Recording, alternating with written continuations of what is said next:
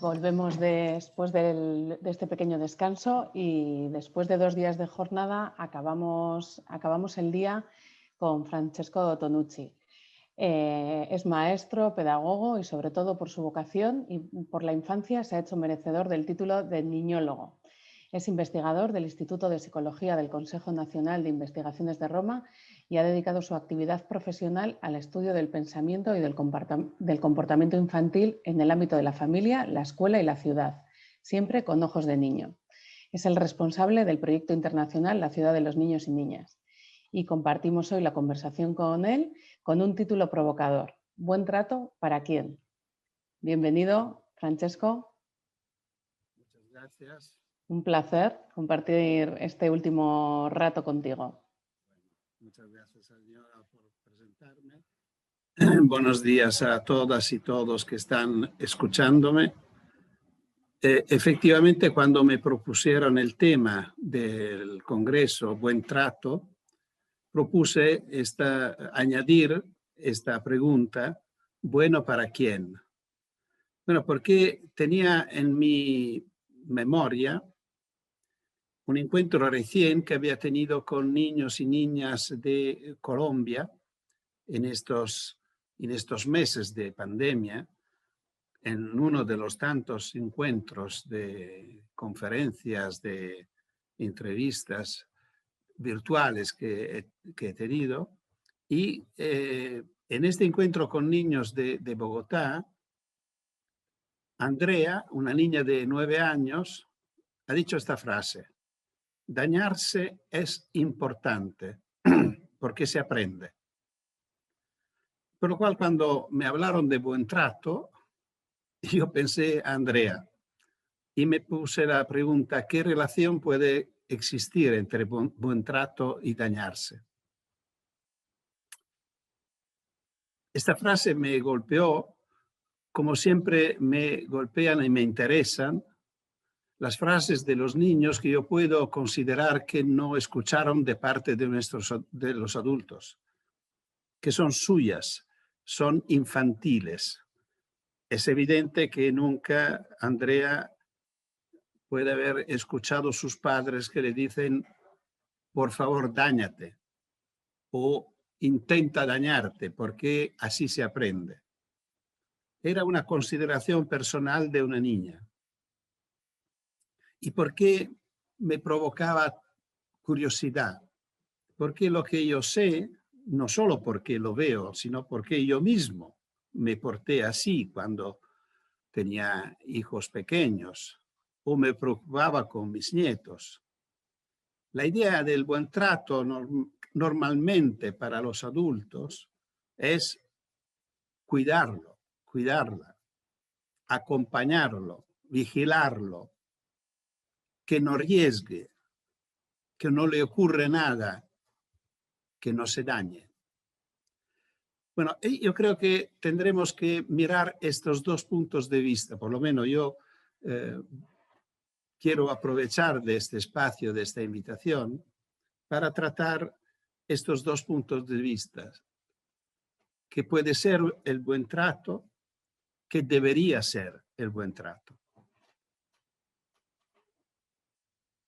Examinando exactamente los varios ambientes donde esto puede ocurrir a niñas y niños que viven con nosotros: en casa, en el juego, en la escuela, en la ciudad. Y me gusta empezar, como escuché que hay testimonios de escuelas infantiles, con una metáfora que me parece puede ser útil, de cuando un niño tienen pocos meses, tenemos la costumbre de ponerlos en el parque, en el corralito. No sé cómo la llamáis, creo que cambian las maneras en distintos lugares. Esta estructura, normalmente de madera o hoy en día de plástico y de metal, en la cual tenemos un niño pequeño con todos sus juguetes, pensando que allí está bien porque tiene todo alrededor, no necesita otras cosas, no corre riesgos, no le ocurre nada. Esto es un poco la actitud básica que muchas veces los adultos tienen con sus hijos, especialmente los más pequeños, pero que normalmente se sigue teniéndolo por bastante años, que no le ocurre nada. Evidente que esto es el problema. A los niños tiene que ocurrirle algo. No hay que moverse para que tiene todo alrededor. Hay que moverse, hay que buscar, porque estos son actitudes muy importantes del desarrollo. En otra experiencia que en la casa normalmente se proponen a los niños es su habitación. El corralito, el parque, crece y llega a ser una habitación separada donde los niños pueden estar por su cuenta, en seguridad y no molestando. Me parece que estos son los dos temas, las dos preocupaciones más importantes de los adultos, especialmente en los primeros años, pero como decía antes, por bastante años y siempre más años, que no le ocurre nada y que no molesten. Otro gran tema que, claro, que entra en vuestro congreso, en este congreso, porque habla también de deporte, son todas las actividades que la familia propone, ofrece, regala a sus hijos. Detrás hay una idea bastante rara, pero muy fuerte, muy presente, es que no hay que perder tiempo. Por lo cual, si los niños tienen una tarde libre, bueno, allí podemos colocar algunas actividades que podrán ser útiles para mañana.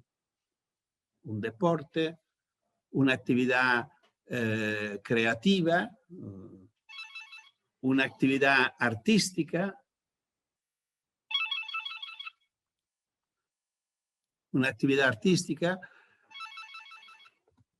o algo de todo lo que ocupa las agendas de nuestros hijos y de nuestras hijas. Y si observamos cómo los niños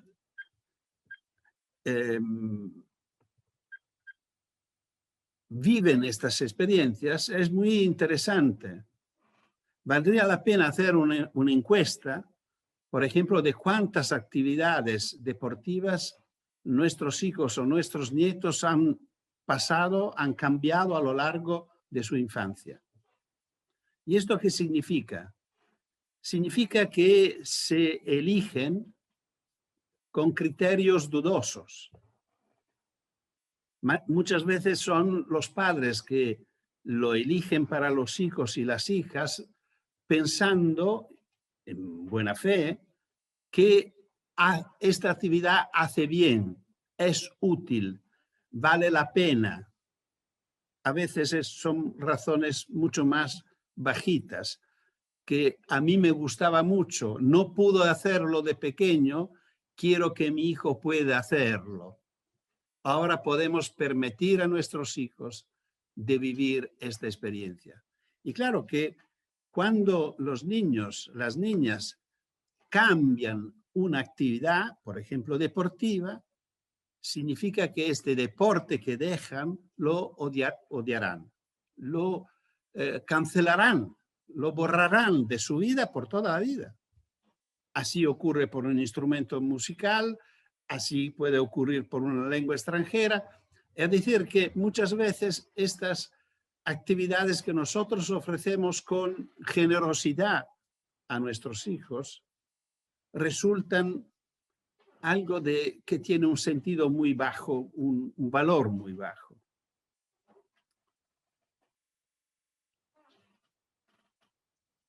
Y después hay todo el tema del juego.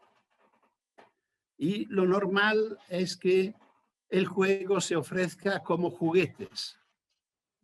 La habitación de los niños normalmente, especialmente en los primeros años, está rellena de juguetes.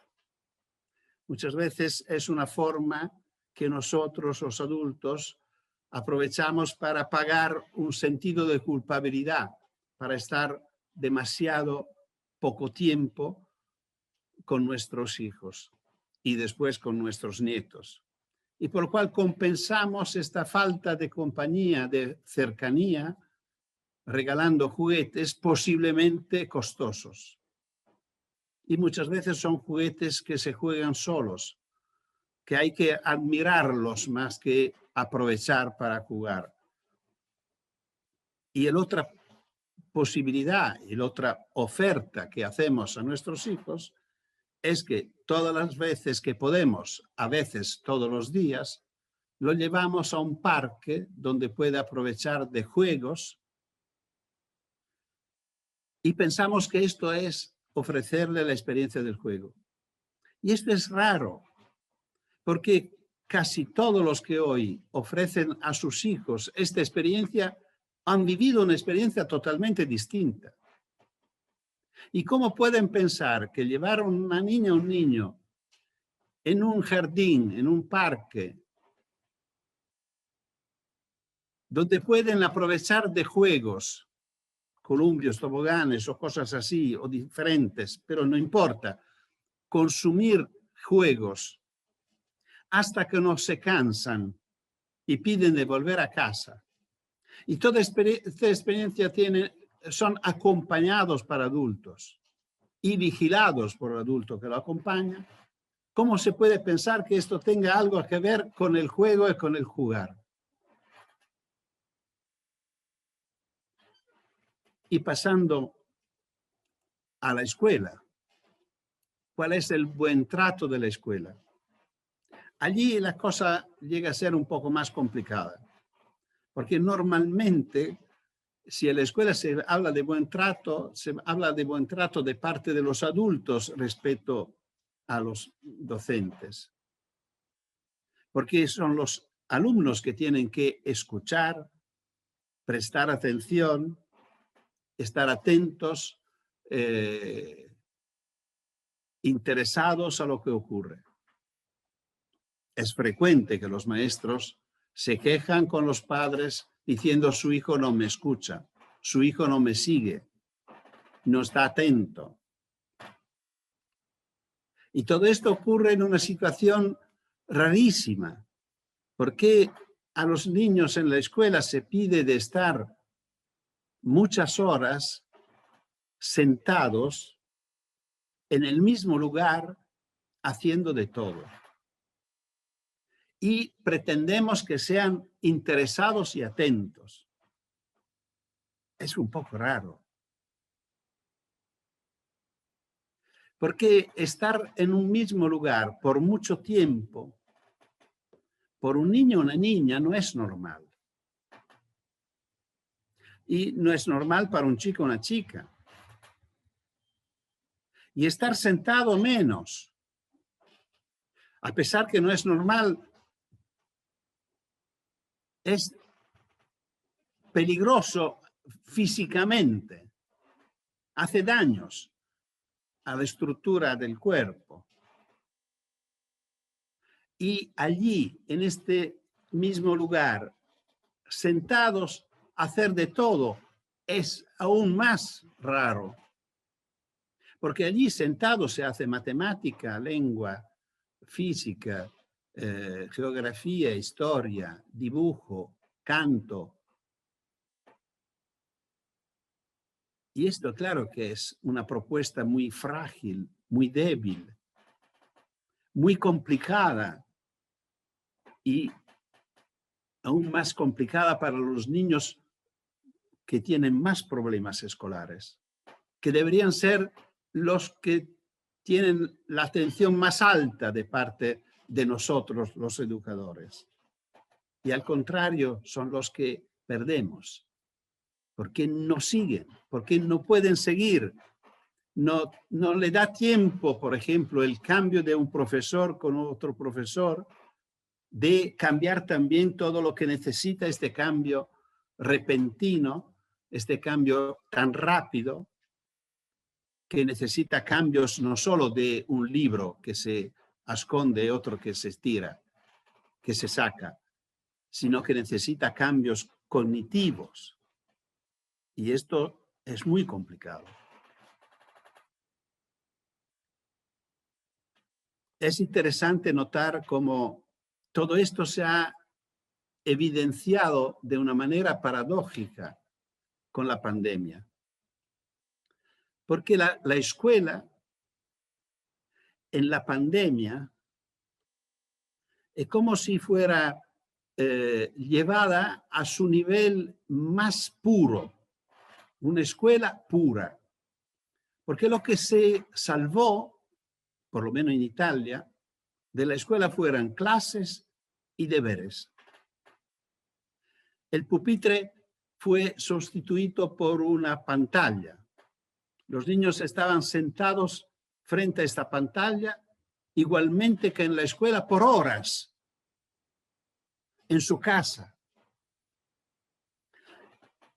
Y en esta escuela virtual se conservó solo lo que a la escuela le parece su vocación, su naturaleza, clases y deberes. Por fin la escuela pudo evitar todo lo que es un disturbio, el recreo, las bromas, el transporte, la relación entre compañeros. Bueno, todo esto en la escuela se considera como un disturbio porque muchas veces es prohibido hablar entre alumnos, hacer bromas entre alumnos, y el recreo es un momento casi, bueno, es un regalo. Dice, bueno, ya lo sabemos que no podemos seguir toda la mañana, tenemos que hacer un recreo para que antes y después podemos pretender que se haga todo así como hay que hacerlo. Esta escuela pura fracasó totalmente. Por lo que nosotros tenemos de todas las encuestas que hemos hecho en estos meses, encuentros con niños y niñas, hablando con ellos, todos nos contaron que estaban hartos de deberes y aburridos de clases por una pantalla. Bueno, este es un poco, me parece, el panorama. Decía también la ciudad. Bueno, ¿qué ofrece la ciudad? ¿Cuál es el buen trato de la ciudad respecto a la infancia? Normalmente son justamente estos espacios reservados a los niños para jugar. Bueno, volveré sobre este tema. Aquí yo invito a una reflexión conectada con una experiencia recién. Me pidieron en estos meses de escribir un artículo sobre niños, infancia y transgresión. Título raro. Y yo empecé este artículo con esta frase. La transgresión hoy en día es un lujo que los niños no pueden permitirse. La transgresión es un lujo. ¿Por qué la transgresión es un lujo? Porque es una posibilidad abierta. Tiene una relación profunda con las normas. Evidentemente, transgredir significa romper una norma, no respetar una norma. Y probablemente hay que considerar que no respetar una norma no es una cosa buena. Es una violación. A veces se merecen castigos violando normas. Dañarse es una transgresión, porque los padres siempre nos recomendaban de cuidarnos, de no dañarnos, por lo cual en alguna manera dañarse es una transgresión respecto a las normas que nos dan. Pero Andrea dice se aprende dañándose. Y probablemente tenemos que decir transgrediendo se aprende. El tema verdadero es que si queremos que nuestros hijos y hijas entren, asumen, reconozcan, respeten normas, tienen que poderla transgredir. Y elegir de no transgredirla, respetarla, asumirla. Pero es un proceso. Y es evidente que si lo llevamos siempre por la mano, la norma no necesita, no es necesaria. Porque las normas somos nosotros. Si lo acompañamos al parque para que juegue, somos nosotros que decimos es la hora de volver a casa. No tiene que respetar el horario, tener el sentido del tiempo, organizar sus juegos de manera que pueda aprovechar de lo que le interesa en el tiempo que tiene que respetar y volver a casa antes que el tiempo se acabe o poco después. Y aquí hay toda una sabiduría infantil en el probar las normas, forzar las normas, pero poco. Yo me acuerdo que de niño la idea era que ahora no recuerdo, ponemos que a las 7 teníamos que estar en casa. A veces sabíamos que si llegábamos a las 7:30, el día después no se salía.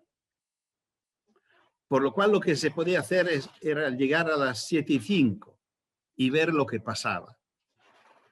Si pasaba bien, 7:05 llegaban a ser el límite para forzarlo un poco más dentro de un rato, dentro de unos días o de unas semanas. Bueno, ¿por qué todo este discurso? Porque aquí yo quiero entrar en la segunda parte, la parte de Andrea, la parte del aprendizaje, la parte en la cual los niños son protagonistas. Porque me refiero no tanto a ideas personales. No quiero presentar lo que pienso yo personalmente, que puede ser una opinión entre otras. Prefiero presentarme con lo que dice la ley, pidiendo que se respeten las leyes. Y la ley a la cual puedo referirme, y por esto lo hago con gusto, no siempre soy tan respetuoso de las leyes, pero en este caso me parece que vale la pena, porque es un tratado internacional. Sabéis que los tratados internacionales, en el momento que un país lo ratifica, asume una dignidad jurídica más alta de las leyes normales. Solo depende de la Constitución, es evidente. Si un tratado internacional fuera en contraste con la Constitución, el país no lo ratificaría. Pero si lo ratifica, lo incluye en su legislación arriba de las leyes ordinarias. Tanto que no podemos decir que no podemos cumplir con algo que está previsto en un tratado internacional porque tenemos una ley, un reglamento, una reforma que dice el contrario.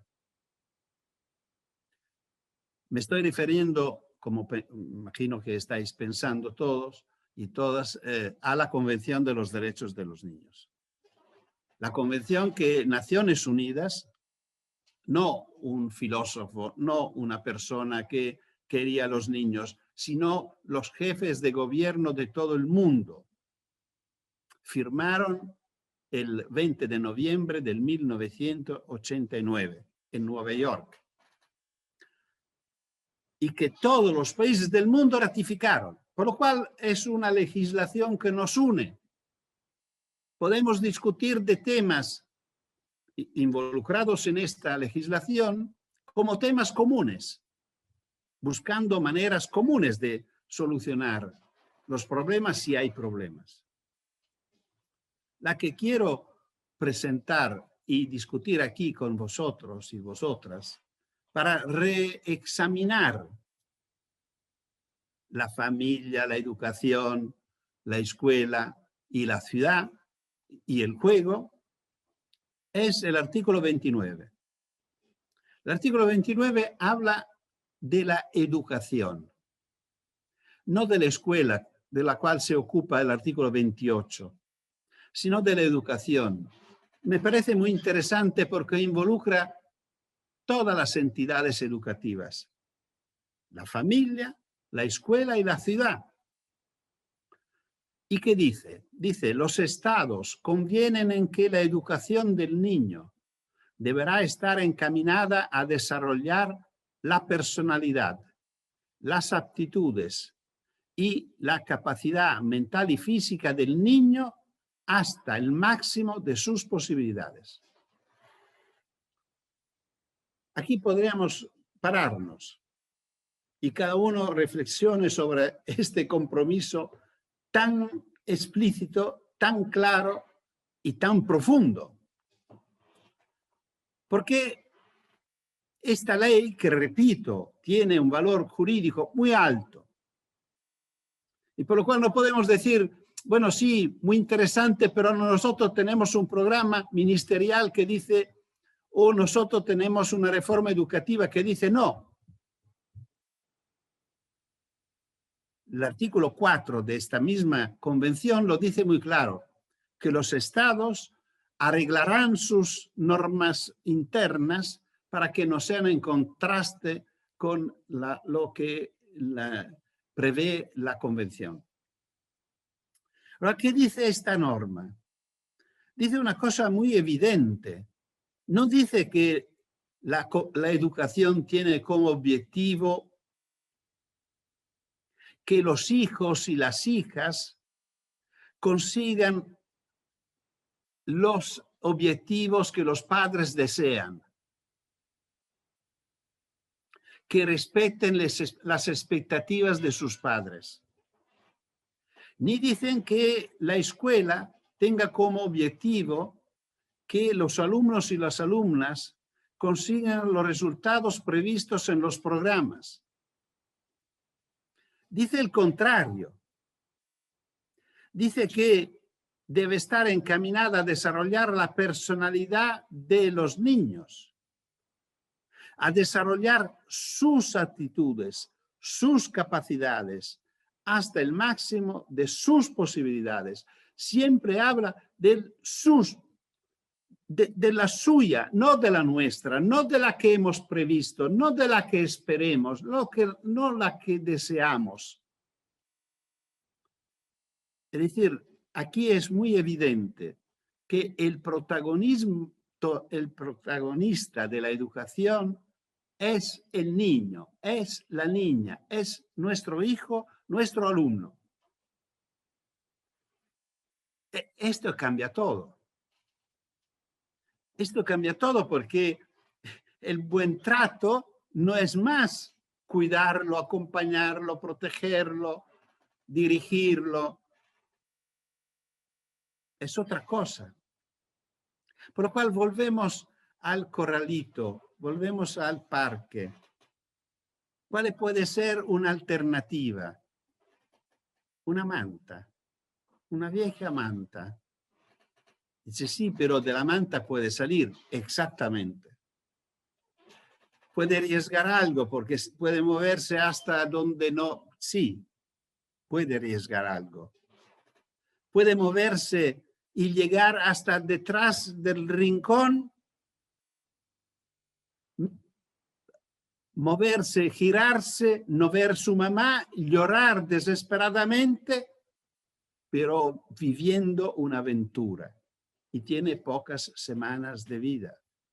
Puede gatear hasta donde está su papá o su mamá en la cocina preparando cosas, molestándolos, y esto es el papel que tiene que desarrollar una niña, un niño en su casa. Por lo cual el buen trato es la autonomía, es el amor, es la confianza. Te quiero tanto que te dejo salir, porque confío en ti. Sé que tú eres capaz, que tú eres responsable. Y esta experiencia de autonomía es la que nos ayuda, o mejor, que nos permite de conocer nuestros hijos y nuestras hijas. Dejándolos, podemos conocerlos. Aquí me parece muy importante una experiencia que se va perdiendo en nuestros países especialmente, porque Italia y España, Portugal, son entre los países en los cuales a nivel internacional hay menos autonomía en la infancia. En Italia, en una investigación que hemos hecho hace bastante años, por lo cual tengo miedo que los resultados de hoy serán peores, resultaba que la autonomía que se medía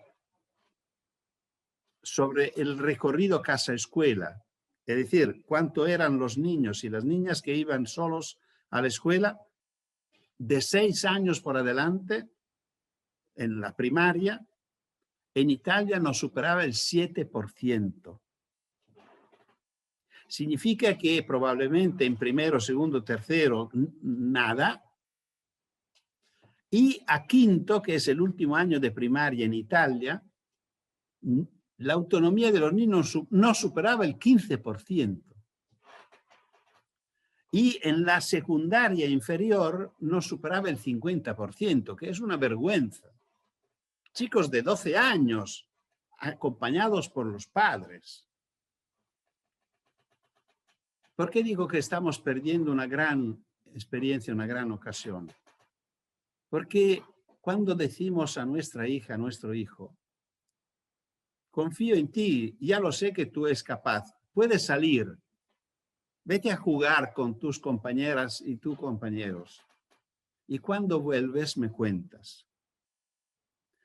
Conocer nuestros hijos a través de lo que nos cuentan, sabiendo que probablemente no van a contar todo, por lo menos si lo han vivido bien, si han vivido el juego así como necesitan, no podrán contar todo, como no hemos contado todo nosotros cuando éramos pequeños. Pero probablemente lo que no hemos contado ha sido muy importante por nuestro desarrollo, tanto cognitivo que social, que en las habilidades.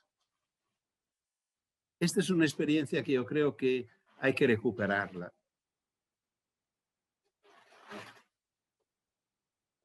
Dice Gabriel García Márquez, creo que se nace escritor, pintor o músico. Esto quiere decir que cuando un niño llega a la escuela primaria puede ir ya predispuesto por la naturaleza para alguno de estos oficios, aunque todavía no lo sepa. Y tal vez no lo sepa nunca, pero su destino puede ser mejor si alguien lo ayuda a descubrirlo. No para forzarlo en ningún sentido, sino para crearle condiciones favorables y alentarlo a gozar sin temores de su juguete preferido. Creo con una seriedad absoluta que hacer siempre lo que a uno le gusta Y solo esto es la fórmula magistral para una vida larga y feliz. Bueno, yo no sé si soy tan radical como Gabriel García Márquez, diciendo que haga solo lo que le gusta, pero sí, no tengo dudas que debe hacer especialmente lo que le gusta. Y aquí entramos en la escuela. En la escuela donde los niños deben encontrar su juguete preferido. Y claro que sentados por 5 horas enseguida, pasando de una disciplina a la otra, es difícil encontrar su juguete preferido. Especialmente pensando que las propuestas escolares son pocas y van reduciéndose a medida que la edad crece. Nosotros tenemos una escuela infantil donde el abanico de las propuestas de los lenguajes es bastante amplio, casi completo, porque comprende los lenguajes del cuerpo, los lenguajes del arte, los lenguajes de la sensibilidad, de la emoción. Pero ya cuando los niños pasan de la infantil a la primaria, se va perdiendo interés por varios lenguajes. Es muy interesante, por ejemplo, el destino del dibujo, que es uno de los lenguajes fundamentales del hombre. Muchas veces, no siempre por suerte, pero muchas veces me tocó a mí, le tocó a mis hijos y le tocó a mis nietos, por lo cual puedo decir que es frecuente que el dibujo llegue a ser un adorno. Maestra, terminé el deber. ¿Qué tengo que hacer? Hace un dibujo. ¿Qué significa? No me interesa. Hace algo para no disturbar a tus compañeros. Y por lo cual el dibujo pierde su sentido expresivo de ser un lenguaje para decir, para comunicar con sí mismo y con el mundo, y llega a ser un pasatiempo, no molestar. Y normalmente los dibujos que salen son fotocopias. El niño que hace siempre el mismo dibujo, estereotipo, porque solo sirve para hacer algo y no crear problemas en la clase.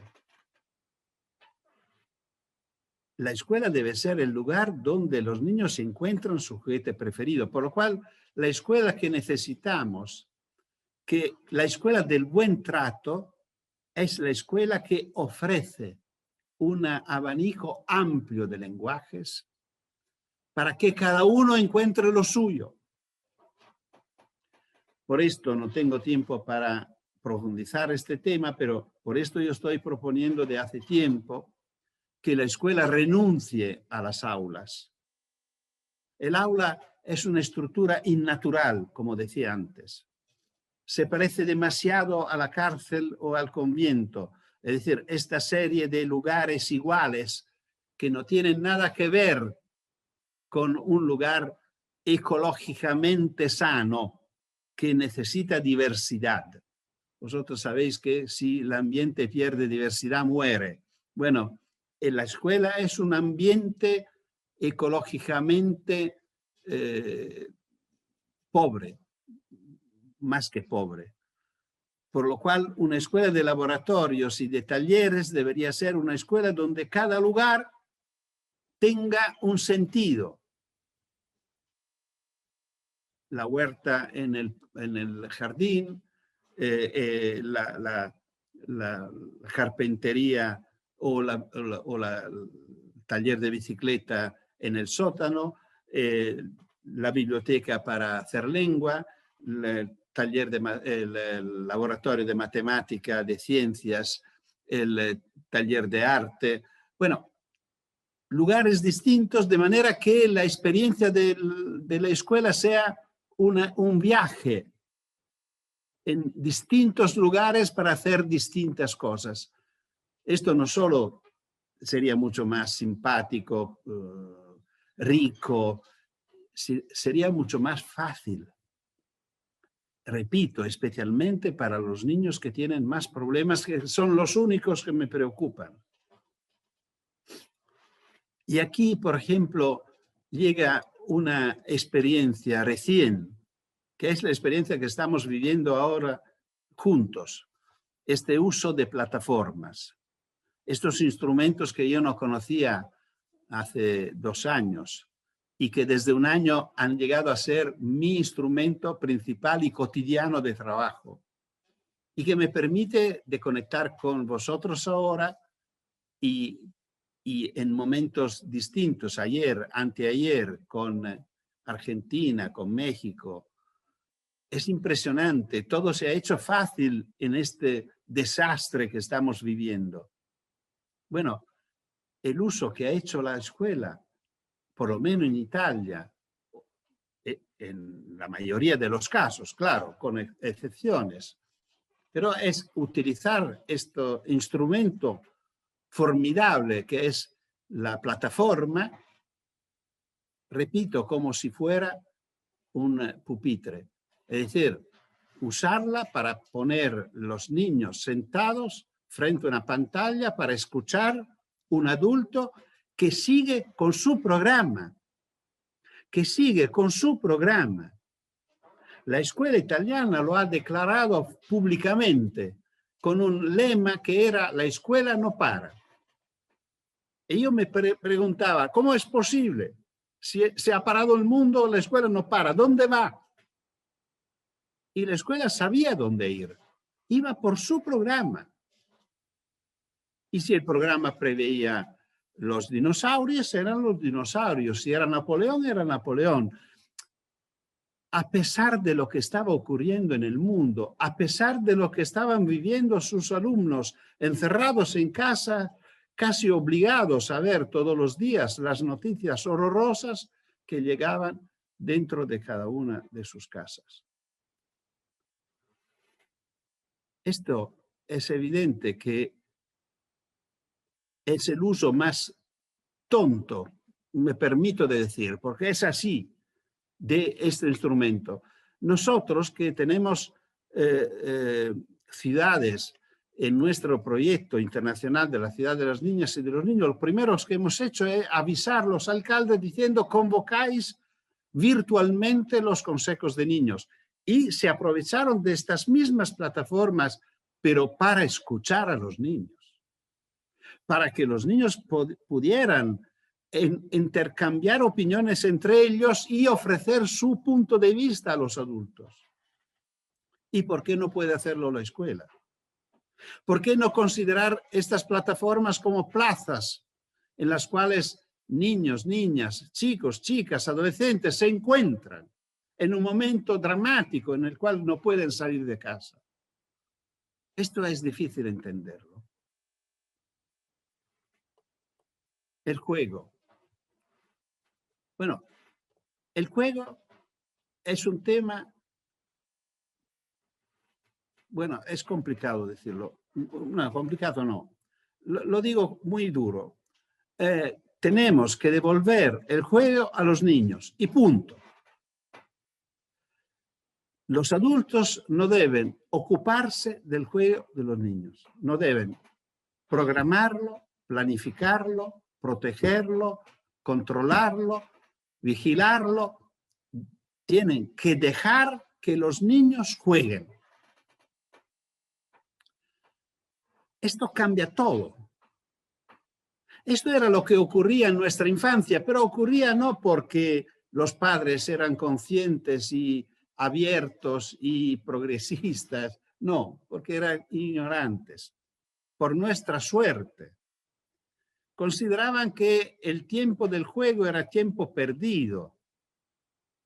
Y por lo cual cuando se había comido, que era una de las cosas que preocupaba a los padres, y hecho los deberes, que también era un deber que teníamos que cumplir, no podíamos, debíamos salir de casa, porque las casas no permitían que los hijos permanecieran adentro molestando a mi mamá, que tenía que hacer todo lo que hacía y que siguen haciendo las mamás, en una casa muy humilde, donde no había espacios y no había estructuras o algo que podía entretener a los hijos. Estamos antes de la televisión, mucho antes de la televisión, por lo cual no había nada. Y nosotros se salía, porque era tiempo perdido hasta que volvía un tiempo importante que era la cena. Nosotros aprovechamos de la ignorancia de nuestros padres. Hoy tenemos que volver a permitir a los niños de salir de casa, pero no por ignorancia, porque sabemos que es importante. Es decir, ocupar el tiempo de los niños para no perderlo es una deformación moderna. El tiempo perdido es el tiempo más importante, porque es el tiempo del juego. No tenemos dudas, todos los que se ocupan de desarrollo infantil, de psicología, de pedagogía, de estas disciplinas, no tenemos dudas que el juego es la experiencia más importante de la vida. Más importante de la vida. Todos los estudios confirman que, los estudios modernos de neurociencias lo confirman, que el desarrollo más importante de toda la vida ocurre en los primeros años. Se opina que cuando un niño entra por la primera vez en un aula escolar a 6 años, más del 80% de sus potencialidades ya desarrollaron. Y todo esto ocurrió jugando.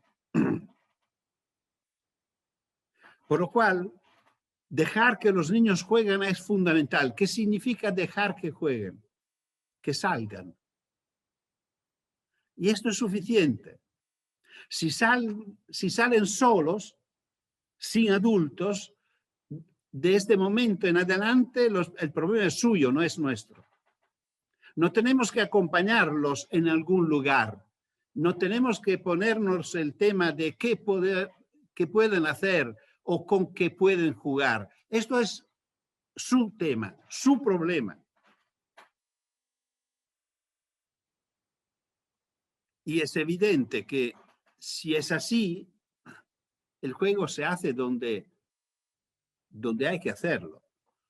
Dependiendo del juego elegido, los niños necesitarán un lugar adecuado. Y no es un problema si lo dejamos decidir y evaluar a los niños mismos y a las niñas mismas. Porque siempre ha sido así. Normalmente eran los espacios que no necesitaban los adultos. La escalera, el sótano, el patio, la acera, la misma calle, dependiendo de las condiciones, un jardín, una plaza.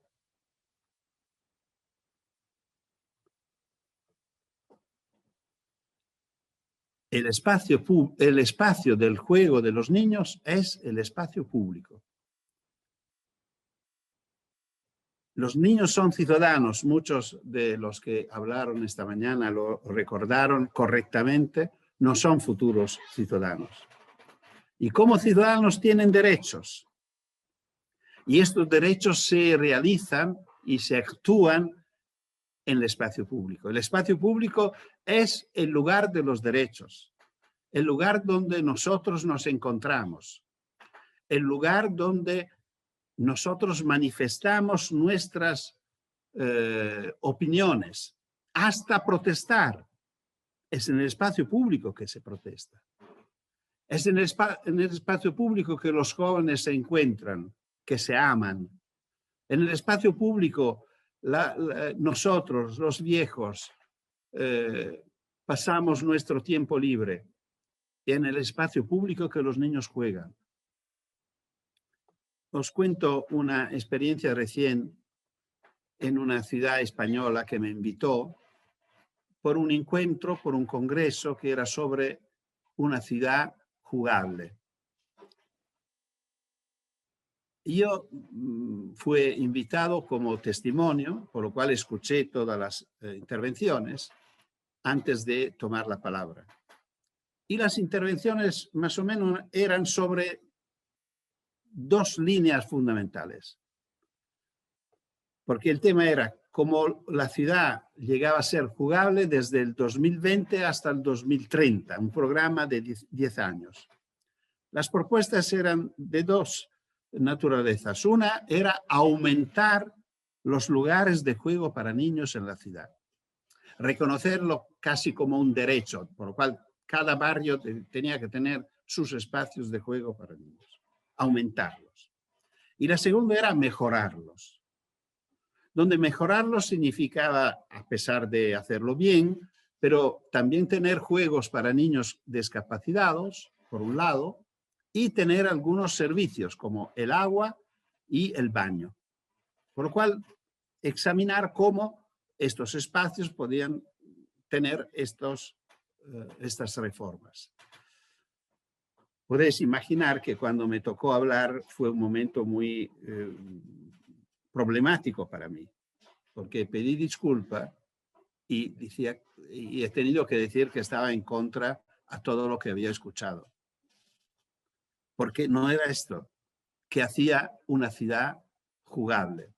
La ciudad será jugable cuando aceptaremos, reconoceremos el derecho de los niños de ocupar el espacio público para jugar, hasta para jugar, o también para jugar, para ir a la escuela solos, para pasear, para vivir la experiencia del descubrimiento, de la aventura y de todo esto, y para jugar. Por lo cual, una ciudad será jugable cuando se realizarán dos condiciones que creo que son las condiciones básicas del buen trato respecto a la infancia. Que los niños puedan salir de casa. El buen trato significa confiar en los niños, permitir que vivan la ciudad saliendo en el espacio público. Para que esto ocurra, la ciudad deberá tener algunas elecciones, algunas reformas muy importantes, porque deberá hacer de manera que las familias no tengan miedo que sus hijos salgan. No tener miedo significa tener una ciudad distinta, una ciudad donde no sea peligroso moverse en la calle, donde no ocurran accidentes, porque el poder de los coches se ha transformado en un poder de los peatones. Se ha dado la vuelta a la jerarquía de las prioridades, poniendo al primer lugar no los coches privados, sino las personas, con su derecho de vivir el espacio público, con privilegio y no dependiendo y mirando a la derecha y a la izquierda si hay coches. Por lo cual hay que liberar el espacio público. No digo anular los medios privados, pero seguro que deben depender de las necesidades de los ciudadanos, porque la ciudad no es de los coches, sino es de los ciudadanos. Son reformas posibles, hay ciudades que lo están haciendo, también vuestras ciudades de País Vasco se están moviendo mucho en este sentido. Tenemos una experiencia muy importante, muy interesante, la de Pontevedra en Galicia. Pontevedra celebró hace poco 10 años sin accidentes mortales en la ciudad. Una ciudad de 100.000 habitantes, de 80 y pico mil habitantes, que celebra que son 10 años que no hay muertos por accidentes de tránsito. Claro que una ciudad así es una ciudad donde la gente tiene menos miedos. Por lo cual, una ciudad que ayuda a la gente a entender que los niños pueden salir de casa, deben salir de casa, porque lo necesitamos. Un alcalde que ruega a las familias, por favor, deje salir los hijos, porque nosotros necesitamos que los niños vuelvan a vivir la calle. Y termino con esto, porque normalmente se considera que la calle no es adecuada a los niños porque es peligrosa. Yo estoy profundamente convencido que la calle es peligrosa porque no hay niños. Y bueno, termino con un dibujo que imagino que vosotros, por lo menos muchos de vosotros, podéis conocer, que es el dibujo de la portada de este libro, La ciudad de las niñas y de los niños. Y es un dibujo de niños que están jugando en la calle. Y frente a ellos que juegan hay un cartel, un típico cartel de obras que dice: perdonen las molestias, estamos jugando por ustedes. Bueno, ahora lo cambié, este cartel, porque este año el proyecto La ciudad de las niñas y de los niños va a cumplir 30 años en el mes de mayo, ahora mismo, y el cartel que dibujé son 30 años que estamos jugando para ustedes. Muchas gracias. Muchas gracias, Francesco. Tenemos ya alguna pregunta en el chat. Hay una que tiene que ver, cuando hablabas del buen trato, que es amor, autonomía y confianza, y cómo nos cuesta a las familias dejar a los niños con 12 años que vayan solos a la escuela. Y la reflexión era un poco en torno a, y luego les estamos dejando ante otros riesgos cuando estamos presentes también los padres y madres. Redes sociales, nuevas tecnologías. Es una pregunta muy interesante, muy correcta, y que yo me olvidé de tocar, lo tenía previsto, pero bueno, siempre es complicado, porque es impresionante. Nosotros podíamos salir de casa de pequeños, de muy pequeños, porque con 5 o 6 años ya se vivía afuera, y no sabíamos nada del mundo, no teníamos ningún medio de comunicación, de conexión, no sé, bueno, no era típico de un niño leer el periódico, a pesar que en mi familia no llegaban periódicos, y ni era atento a la radio, que era el único instrumento de comunicación social, el telediario, el radiodiario, no sé cómo lo llamáis vosotros, pero de todas maneras, no era costumbre para nosotros escucharlo, hacer atención a esto, por lo cual no se sabía nada, pero teníamos toda la libertad de movernos. Ahora es exactamente el contrario. Ahora los niños no pueden salir de casa, pero son conectados con el mundo, saben todo de todo, y sobre esto no hay ningún control. Cuando un niño tiene un móvil en la mano, es una gran responsabilidad que asume el adulto. No solo, no tanto porque puede encontrar cosas inoportunas, sino porque le está diciendo: vete, puede ir, no importa dónde, no, con ninguna precaución, mientras que no le dejamos cruzar la calle, que es algo que un niño sabe hacer a los 4 años, y lo hace en toda seguridad. Los niños nunca son tontos. Hay otro elemento que es muy conectado con esto, que no es virtual, sino es concreto. Si de verdad somos preocupados de la salud de nuestros hijos, tendremos que tener en cuenta que las únicas causas que producen un ingreso a socorro para niños y niñas hoy en día son accidentes domésticos o accidentes de coche, que son siempre los coches de los padres. Por lo cual, si queremos ser correctos respecto a las informaciones que tenemos que considerar que los 2 lugares más peligrosos donde podemos tener nuestros hijos son su casa y nuestro coche. Y por último, me cuesta decirlo, pero hay que decirlo, que la violencia hay violencia contra los niños, así como lamentablemente hay violencias contra vosotras, las mujeres. Pero esta violencia no es en la calle. Los violadores, los violentos, están en la casa. Y casi siempre en la casa de los niños, a obra de personas conocidas y queridas.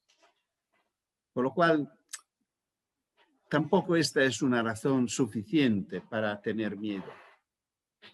Los niños fuera de casa son tranquilos, son seguros si nosotros los dejamos con confianza.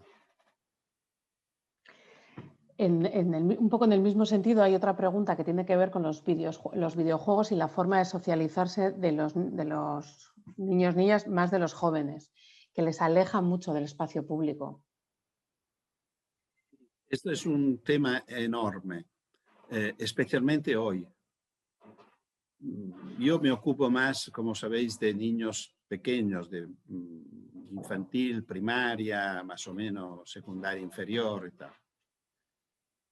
Y por todo lo que nosotros hemos podido averiguar con nuestras encuestas, con nuestros consejos de niños, en varios países del mundo, por lo menos todo el mundo latinoamericano, ibero-latinoamericano, lo que resulta es que los niños, por ejemplo, pequeños de primaria y los de secundaria inferior, no vivieron mal esta experiencia de encierre. Muchos lo vivieron como un privilegio de tener sus padres a su disposición por tanto tiempo como nunca había ocurrido en su vida. Y claro que muchos nos cuentan, por ejemplo, que aprendieron a vivir con sus padres. Y me imagino que también los padres aprendieron a vivir con sus hijos. Pero claro que, bueno, siempre teniendo en cuenta que si hay situaciones de riesgo, situaciones de peligro, situaciones de violencia, claro que el aislamiento lo ha empeorado. Esto no hay dudas, pero no depende del virus, en este caso, depende del hecho que hay violencia. Y esto ocurrió tanto para niños que para mujeres. Por lo menos los datos nos dicen esto. Pero en la mayoría de los casos nosotros encontramos una situación tranquila, bastante. También porque los niños ya habían perdido su autonomía. Cuando se dice, lamentamos mucho que no hemos dejado salir los niños, es que nosotros no hemos dejado salir los niños antes de la pandemia y no por la pandemia. Estaban acostumbrados. Lo que sufrieron muchos fueron los adolescentes. Los adolescentes sí que han vivido un tiempo muy complicado y creo los padres de los adolescentes igualmente.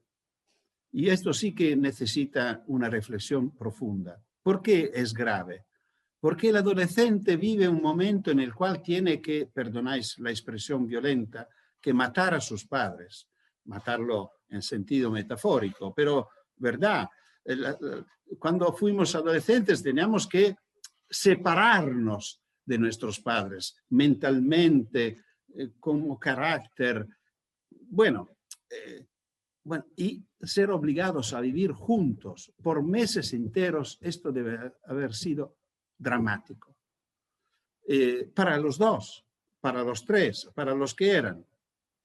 Y esto sí que puede producir efectos complejos y complicados y preocupantes.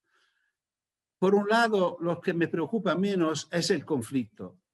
Bueno, el conflicto seguro que ha aumentado. Se han peleado más, pero esto se resuelve.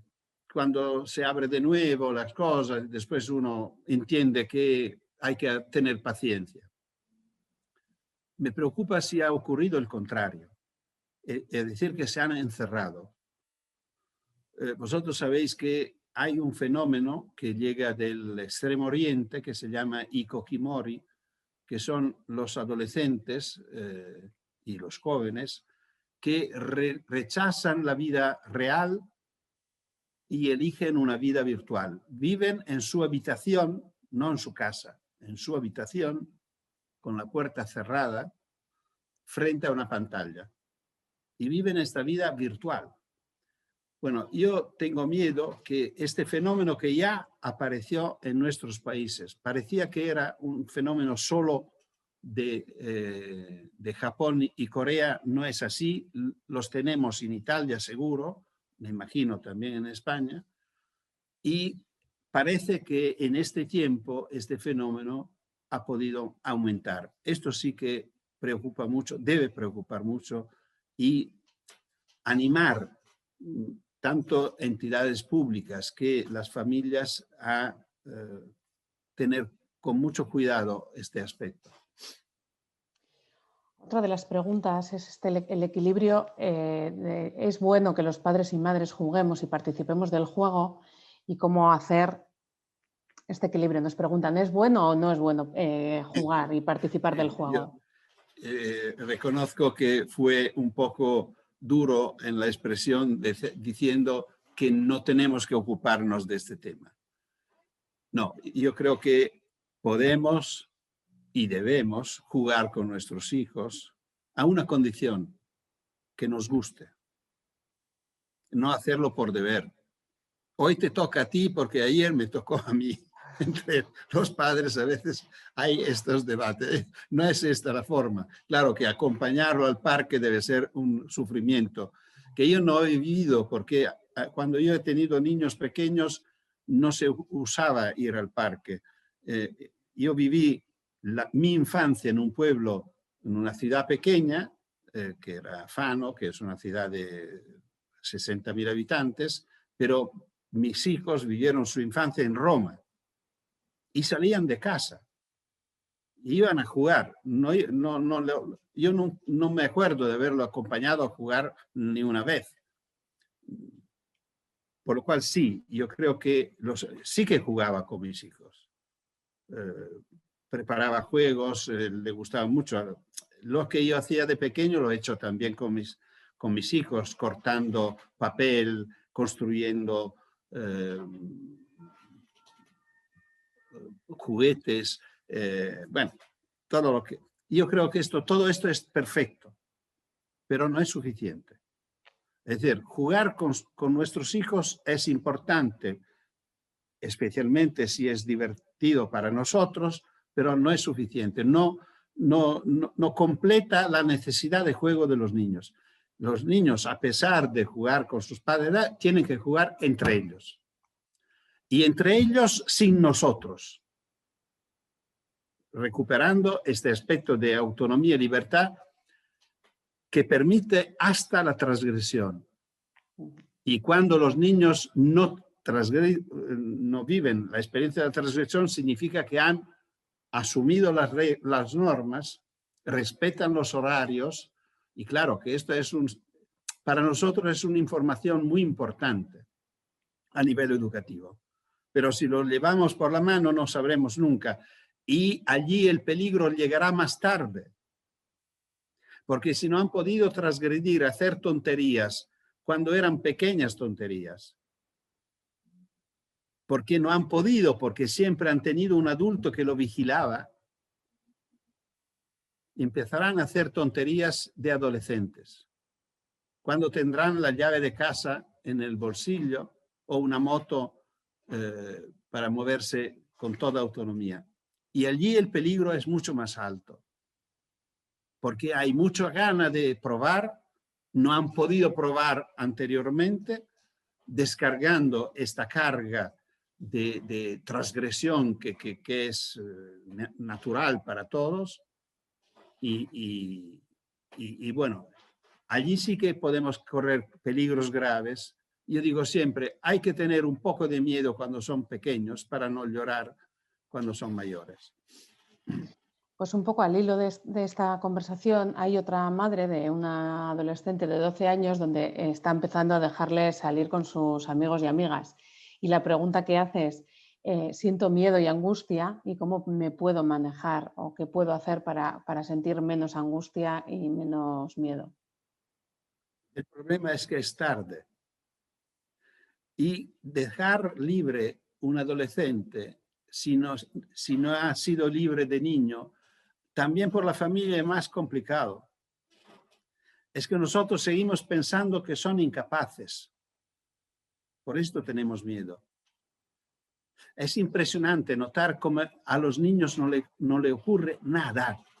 Nosotros tenemos datos recogidos, por ejemplo, en una ciudad italiana que se llama Pesaro, porque como siempre decían, hay peligros, nosotros tenemos miedo y tal. Bueno, hacemos una encuesta, pedimos a las guardias urbanas de medir, de recoger los datos para saber cuántos accidentes habían ocurrido a niños que iban a la escuela solos, siendo niños de 6 a 11 años. Y cuántos accidentes había ocurrido a niños que iban en auto con sus padres. Y esta es una experiencia cotidiana, porque todos los días los niños van a la escuela. Y todos los días en esta ciudad, entre 1000 y 2000 niños salían de casa, saludaban a sus padres e iban a la escuela. Tenían algunas ayudas, fundamentalmente eran comerciantes, por ejemplo, que ponían una pegatina en su escaparate diciendo si tenéis problemas podéis entrar. Y allí podían entrar para ir al baño, para tomar un vaso de agua, cosas así. Bueno, la encuesta se ha hecho sobre 8 años de experiencia, del 2000 al 2008.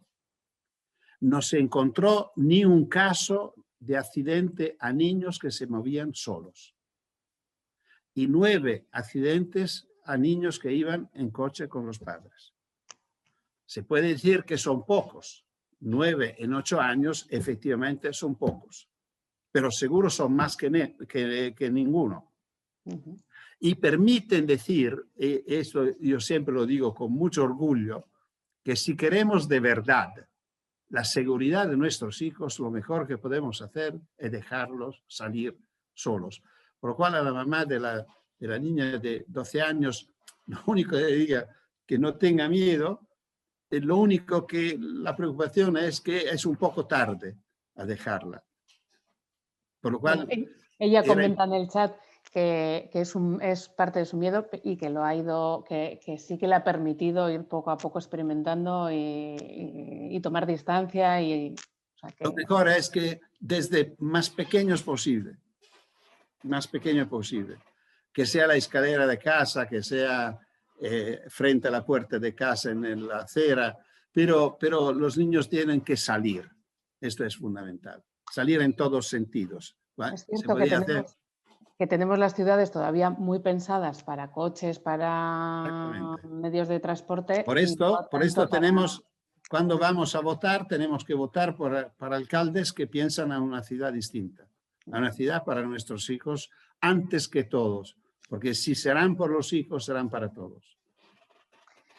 Otra pregunta que tiene que ver con el confinamiento es que tú comentabas que la escuela lo que ha hecho ha sido trasladar la escuela a casa a través de las pantallas. ¿Qué alternativas o cómo crees que se podrían haber utilizado las pantallas en la época del confinamiento? No lo hemos utilizado nosotros. Al revés. La pantalla es un instrumento estupendo para escuchar, para intercambiar opiniones. Es una plaza donde se encuentran personas.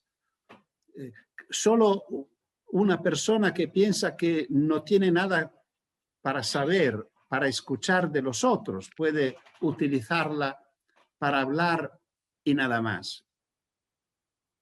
Pero el tema es que lo primero que yo propuse, cuando lo hice por una entrevista que salió en El País, que imagino que algunos podrían haber leído, yo decía, no perdemos este tiempo precioso dando deberes. ¿Qué significaba? Aprovechamos de este tiempo para hacer algo de mucho más importante. Ayudamos nuestros niños y niñas, nuestros alumnos y alumnas a entender lo que está pasando. Me decían siempre, pero los maestros, los docentes no son preparados por esto. Los maestros, los docentes no deben ser preparados. Los docentes deben ser listos para sorprenderse de lo que llevan los alumnos. Yo creo que lo menos importante para docentes es enseñar. Lo más importante es ayudar a entender, ayudar a aprender. Y esto no se hace hablando y que los otros nos escuchen, sino haciendo que trabajen ellos. Por lo cual la plataforma era una metáfora muy interesante de cómo debería funcionar una clase, no solo en pandemia, sino también en presencia, que trabajara en grupos, entre ellos, y no con nosotros. Podemos decir, entre ellos, gracias a nosotros. El otro elemento que yo lancé y que en varios países se recogió y muchas escuelas lo vivieron, no siempre porque lo había dicho yo, porque es una propuesta bastante, ¿cómo puedo decir?, natural y obvia. Yo decía, si el mundo de los niños se ha restringido en su casa, ¿por qué la escuela no pide a los padres de ayudarla, considerando la casa como laboratorio y los padres como asistentes de laboratorio, y las actividades domésticas que sean los nuevos deberes? Preparar una pasta, atar un botón, cuidar una planta. Bueno, todo esto puede ser un deber escolar. No digo algo para pasar tiempo, no, escolar. La lengua de la pasta. Escribir una receta no es banal. Es una manera de usar la escritura en un sentido muy sofisticado, mucho más de lo que normalmente se hace, porque la receta debe ser reproducible, porque si no, no. Y claro que si cada uno escribe su receta y si la intercambian y prueban a experimentarla, bueno, puede ser una experiencia muy interesante. Y así como muchas otras. Por lo cual, yo creo que la escuela tenía posibilidades. Solo que